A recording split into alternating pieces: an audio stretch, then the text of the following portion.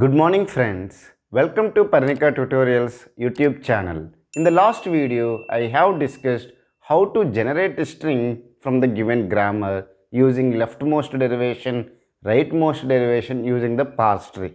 In this video, I will discuss another example. Then I will discuss what is an ambiguous grammar. This concept is very important for the students who are preparing for the university exams or for any competitive exams. So I request everyone to watch the complete video for better understanding. So let me take a one context free grammar. E determines E or E. E determines E multiplication E or E determines ID. Okay, E determines E plus E. E determines E multiplication E. E determines ID. Now I want to generate a string called ID plus ID multiplication with ID. Let me derive using this given context free grammar. First I will do the leftmost derivation. Okay. Now if I am doing the leftmost derivation, I can start from the start symbol. Am I right? From the start symbol, I can derive E determines E plus E. Okay. So now this E, I have to expand. If I expand this E, I can expand it as ID. Okay. Or this E, what I will do, I need to get the multiplication, because in the given string multiplication is there. I can expand it as E multiplication E. From E, I can determine E multiplication E. Now if I go from the left hand side, already I got the terminal ID. Let me keep it as it is. In place of this E, what I can do is that I can place the ID. Okay, multiplication. In place of E, I will do the multiplication.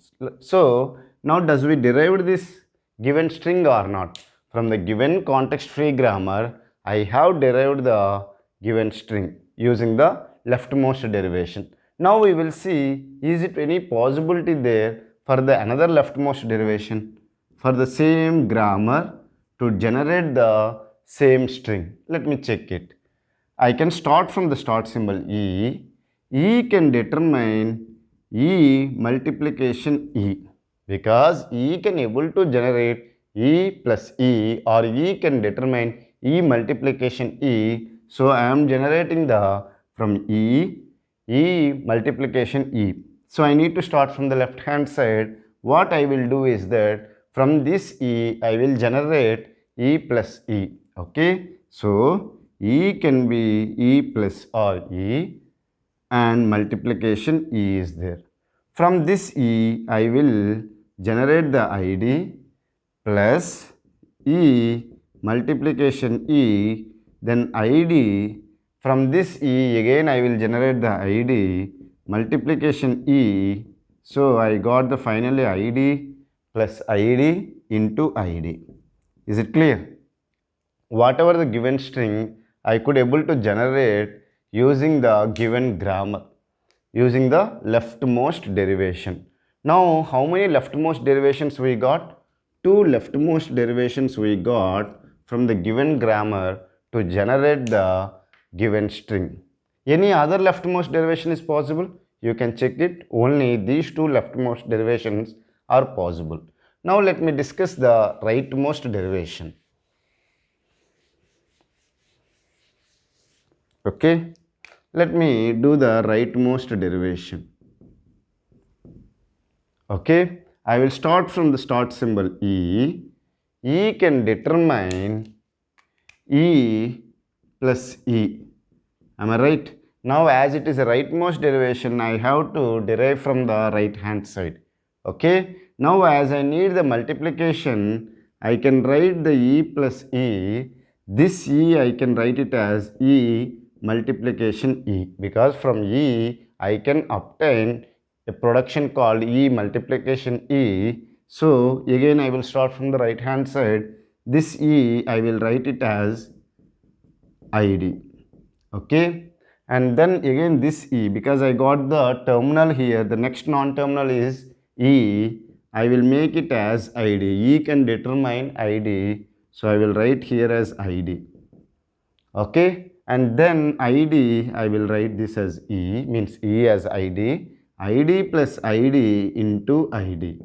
Is it clear? So, from the given grammar, using the rightmost derivation, I have got the string which is required. Is it clear? Let me see, any other rightmost derivation is possible or not? Okay, from the start symbol E, I have derived the E plus E here. Let me check, can I get it if I derive E multiplication E? Okay, now I got the E multiplication E, I need to get the plus. So what I will do is that here I will determine ID. Is it clear?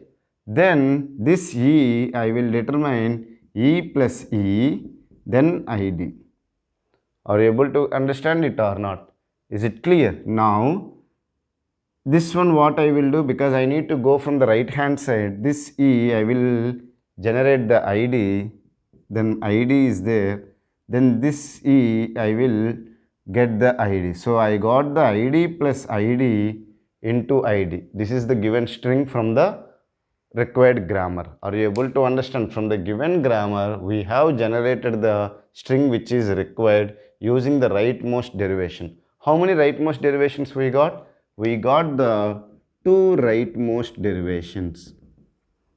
Is it clear for you or not?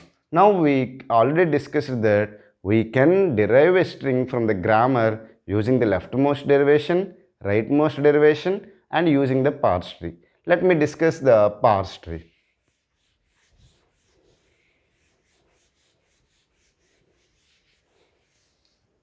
Okay, from the root node E, I can derive E plus E. Am I right or wrong? Okay, from this E, I can determine ID. From this E, I can determine E multiplication E. From this E, I can generate the ID. And from this E, I can generate the ID. So, if I yield the parse tree from the top, left, right, if I go from the start root symbol, if I go left to right, whenever I get a terminal, I need to write them. ID, again I got the terminal plus, okay, non-terminal, non-terminal, again I got the terminal, write it there, okay. I got a terminal, write it, okay. I got a terminal, write it, and then go to the root node. So this is the yielding of a parse tree. So whatever the required string we have generated from the given grammar. Now let me discuss another parse tree. This is the parse tree 1, okay. Let me write it as P1. Is it possible to generate the given string using another parse tree or not? We will check it. We will start from the start symbol E. From E, I can determine E multiplication E. Am I right or wrong? From E, I can determine E multiplication E. From this E, what I will do is that I will generate the ID. From this E, I will determine E plus E. From this E, I will determine ID. From this E, I will determine the ID. Am I right or wrong? Because from E, I can determine the ID.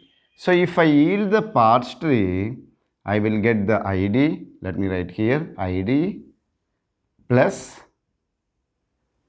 ID multiplication ID.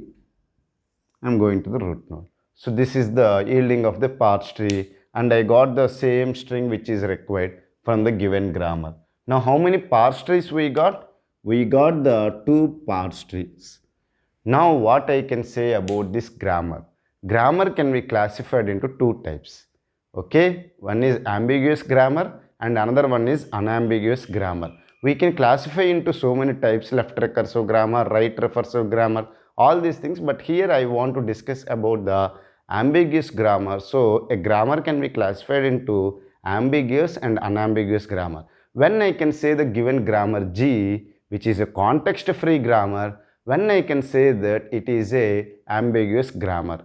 A given grammar which is a context-free grammar, if it can determine a string consist of using two leftmost derivations or two rightmost derivations or two parse trees, then I can say that it is an ambiguous grammar. Let me define again. A grammar G, first it should be a context-free grammar. A grammar G, if it is a context-free grammar, you want to generate a string W from the given grammar. For this string, if you have more than one leftmost derivation, or more than one rightmost derivation, or more than one parse tree is there, then I can say the given grammar is ambiguous. Otherwise, I can say that it is unambiguous grammar. I hope it is clear with this example. If you see that the given context-free grammar, to generate a string W, id plus id into id, I got more than one leftmost derivation, more than one rightmost derivation, more than one parse tree. So such grammar I can call it as a ambiguous grammar. Now you can ask me one thing, sir, everything you are discussing with steps. Previously we have seen several videos, you have discussed these are the steps to follow, then you are discussing example, but here you did not discuss any steps how to find a grammar as ambiguous grammar. There is no algorithm to find a given grammar is ambiguous or not. Once they have given a grammar, you need to identify a string such a way that for that string you can get more than one leftmost derivation, more than one rightmost derivation, or more than one parse tree. Then I can say that the given grammar is ambiguous grammar. If you could not able to find such a string, then I can say that it is unambiguous grammar. Let me repeat again. For a given grammar G, which is a context-free grammar, if someone has asked you to check whether it is an ambiguous grammar or not, then what you will do, you will find a string such a way that for that string, using this grammar to derive it, you are getting more than one leftmost derivation, or more than one rightmost derivation, or more than one parse tree. Then I can say that the given grammar is ambiguous. Else I will say that it is unambiguous. So how can I find such a string? You can find such a string by practice. You need to practice by taking several examples. So to make you practice, in the next video I will discuss few more examples. Thank you for watching my video. Have a nice day.